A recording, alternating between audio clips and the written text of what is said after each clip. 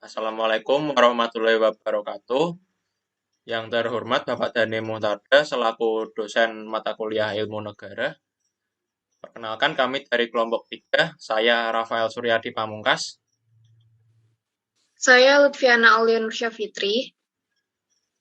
Saya Handika Ridho Utomo. Dan saya Vianney Firian. Akan menampilkan vlog mengenai negara Amerika Serikat. Selamat menyaksikan. Sebelum kita masuk ke bagian demografi, geografi, dan lain sebagainya, alangkah lebih baiknya bila kita mengetahui sejarah dari negara tersebut. Sebelum kita masuk ke berdirinya suatu negara, alangkah lebih baiknya bila kita mengetahui bagaimana pulau tersebut pada akhirnya ditemukan oleh orang-orang di luar sana. Dilansir dari Ensiklopedia Britannica pada tahun 2015, sebelum Christopher Columbus tiba, Amerika itu telah dihuni oleh orang-orang yang kemungkinan berasal dari benua Asia. Kemungkinan penduduk pertama tiba sekitar 20.000 hingga 35.000 tahun sebelumnya dalam serangkaian migrasi dari Asia ke Amerika Utara melalui Selat Bering. Pada saat orang-orang Eropa pertama muncul, orang-orang pribumi yang dikenal orang Indian telah menyebar dan menduduki bagian Amerika. Lalu setelah itu Christopher Columbus tiba pada 1 Agustus 1498. Orang Indian yang sekarang menjadi Amerika Serikat diperkirakan sudah sangat bervariasi. Secara umum dapat dikatakan bahwa orang Indian Amerika asli secara keseluruhan memiliki pengaruh penting terhadap peradaban yang ditransplantasikan dari Eropa. Mereka memiliki budaya berbeda antar kelompok masyarakat yang tersebar di berbagai wilayah. Lalu setelah kita mengetahui bahwa sesungguhnya orang Indian itu merupakan penduduk asli dari Pulau Amerika itu, kita akan mengetahui karena sekarang di fakta di lapangan negara Amerika Serikat sendiri keseluruhan bukan penduduk asli Amerika. Pada periode penjajahan, ada beberapa negara Eropa yang melakukan penjelajahan ke benua Amerika, seperti Portugis, Spanyol, Perancis, atau Inggris. Spanyol merupakan negara pertama yang tiba di benua Amerika melalui efek ekspedisi Christopher Columbus, kemudian ada Belanda, Perancis. Inggris memiliki klaim teoritis kedaulatan Amerika Utara pada 1497 dalam pelayaran John Cabot di lepas pantai Nova Scotia.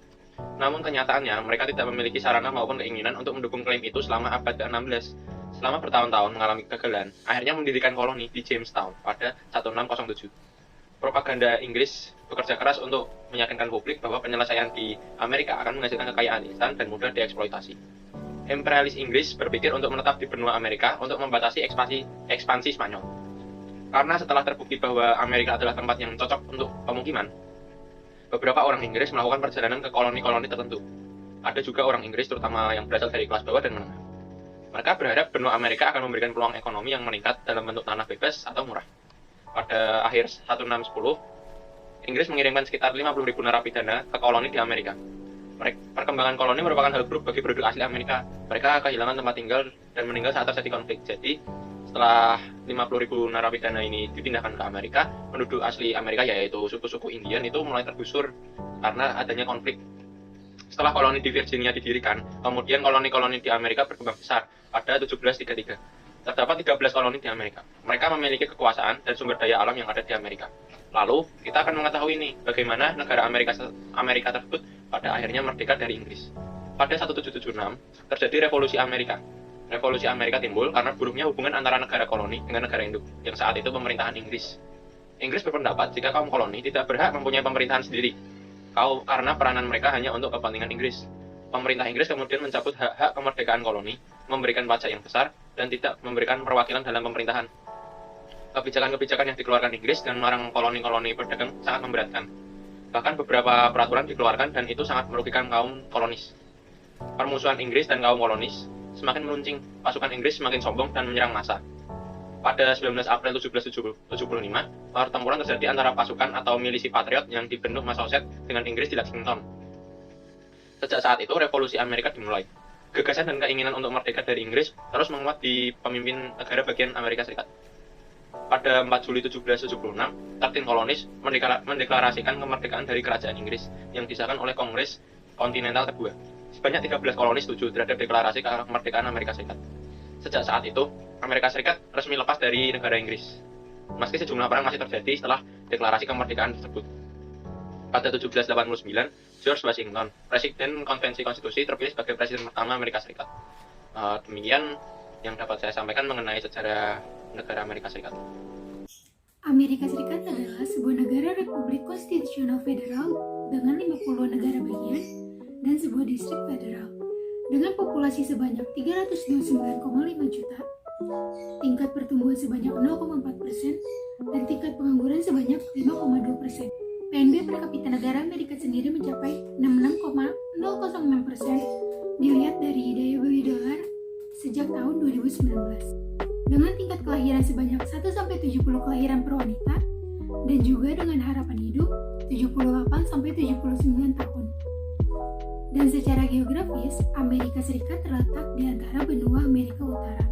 Di sebelah timur, negara ini berbatasan dengan Samudra Atlantik, di sebelah barat berbatasan dengan Samudra Pasifik, sebelah utara berbatasan dengan Kanada, dan sebelah selatan berbatasan dengan Teluk Meksiko dan Meksiko. Terima kasih. Oke teman-teman, di sini aku ingin memaparkan tentang bentuk negara Amerika Serikat. Bentuk negara Amerika Serikat adalah Republik Konstitusional Federal. Apa sih itu Republik Konstitusional Federal? Republik Konstitusional Federal ialah bentuk negara di mana presiden sebagai kepala negara dan kepala pemerintahan, dan juga kongres serta lembaga peradilan berbagi kekuasaan yang melekat pada pemerintah nasional. Dan pemerintah federal berbagi kedaulatan dengan pemerintah-pemerintah negara bagian. Amerika Serikat adalah gabungan federasi dari 50 negara bagian. Ke-13 negara bagian yang asli adalah penerus dari 13 koloni yang dulunya memberontak melawan pemerintah Inggris. 3 negara bagian baru kemudian dimekarkan dari negara-negara bagian yang sudah ada, semisal Kentucky dari Virginia, Tennessee dari North Carolina, dan Maine dari Massachusetts. Sebagian besar negara-negara bagian lainnya diperoleh melalui peperangan atau pembelian oleh pemerintah Amerika Serikat, dengan pengecualian Vermont, Texas, dan Hawaii. Ketiganya adalah Republik Merdeka sebelum bergabung dengan Uni. Uni di sini yakni gabungan dari negara-negara Amerika Serikat itu. Saat pecahnya Perang Saudara Amerika, West Virginia memisahkan diri dari Virginia. Negara bagian terakhir yang bergabung dengan Amerika Serikat adalah Hawaii, yakni pada tanggal 21 Agustus 1959. Kesemua negara bagian ini tidak memiliki hak untuk memisahkan diri secara sepihak dari perserikatan, yakni dari Amerika Serikat. Hampir keseluruhan negara-negara bagian ini berlokasi di daratan utama Amerika Serikat kecuali Alaska dan Hawaii. 2 wilayah lainnya yang dianggap sebagai bagian integral dari Amerika Serikat adalah Distrik Columbia, tempat berlokasinya Distrik Federal Ibu Kota Washington DC, dan Aloe Palmyra yakni sebuah wilayah tak berpenghuni di Samudra Pasifik. Amerika Serikat juga memiliki 5 wilayah seberang laut, yakni Puerto Rico, Kepulauan Virgin Amerika Serikat di Karibia, serta Samoa Amerika, Guam, dan Kepulauan Mariana Utara di Samudra Pasifik. Mereka yang lahir di wilayah ini, kecuali Samoa Amerika, memiliki kewarganegaraan Amerika Serikat. Penduduk yang tinggal di wilayah seberang laut Amerika Serikat memiliki hak dan kewajiban yang sama dengan penduduk yang tinggal di negara-negara bagian, dengan pengecualian dalam membayar pajak penghasilan federal, memilih presiden, dan hanya memiliki perwakilan tanpa hak suara dalam Kongres Amerika Serikat. Amerika Serikat juga memberikan kedaulatan pribumi bagi suku-suku asli. Reservasi-reservasi penduduk asli dibangun di perbatasan negara-negara bagian. Namun reservasi-reservasi tersebut tetap memiliki kedaulatan tersendiri. Meskipun Amerika Serikat mengakui kedaulatan ini, tetapi negara-negara lainnya tidak mengakuinya. Sekian, terima kasih. Sistem pemerintahan yang dianut oleh negara Amerika Serikat yakni sistem pemerintahan presidensial. Presiden Amerika adalah kepala negara juga sekaligus sebagai kepala pemerintahan. Terdapat 3 cabang kekuasaan yang dinamakan separation of power theory, yang berasal dari ajaran trias politika yang membedakan kekuasaan dalam suatu negara. Yang pertama, ada eksekutif, yakni kekuasaan yang melaksanakan undang-undang. Kekuasaan eksekutif dipegang oleh presiden yang dipilih oleh masyarakat. Yang kedua, ada legislatif, yakni kekuasaan yang menyusun atau membuat undang-undang. Kekuasaan legislatif berada pada parlemen atau disebut kongres. Kongres terdiri atas senat dan juga House of Representative atau yang sering kita sebut dengan Dewan Perwakilan Rakyat. Yang ketiga, ada yudikatif, yakni kekuasaan yang mengawasi pelaksanaan undang-undang dan memberikan sanksi bagi pelanggar undang-undang. Kekuasaan yudikatif ini dimaksud agar terwujudnya check and balance sehingga tidak ada kekuasaan yang terlalu dominan. Kekuasaan yudikatif ada di tangan Mahkamah Agung. Dalam sistem kepartaian, Amerika Serikat menerapkan sistem kepartaian duipartai. Hanya ada 2 partai yang dominan di Amerika Serikat, yakni Partai Republik yang merupakan Grand Old Party atau partai tua besar dan Partai Demokrat.